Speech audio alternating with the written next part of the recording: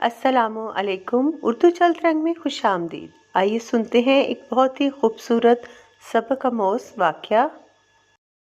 ایک غلام تھا۔ ایک دن وہ کام پر نہ گیا تو اس کے مالک نے سوچا کہ مجھے اس کی تنخواہ میں کچھ اضافہ کر دینا چاہیے تاکہ وہ اور دل جمعی سے کام کرے اور آئندہ غائب نہ ہو۔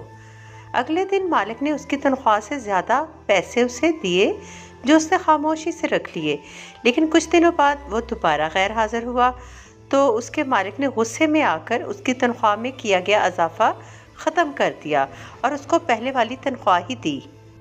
غلام نے اب بھی خاموشی اختیار کی تو مالک نے کہا، جب میں نے اضافہ کیا تو تم خاموش رہے اور اب جب کمی کی تو پھر بھی خاموش ہو، کیوں؟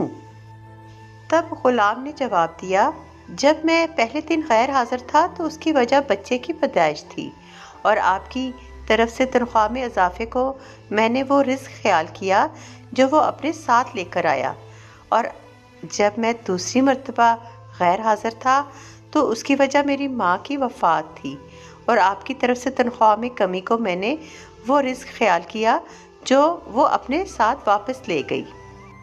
پھر میں اس رزق کی خاطر کیوں پریشان ہوں جس کا ذمہ خود اللہ نے اٹھایا ہوا ہے۔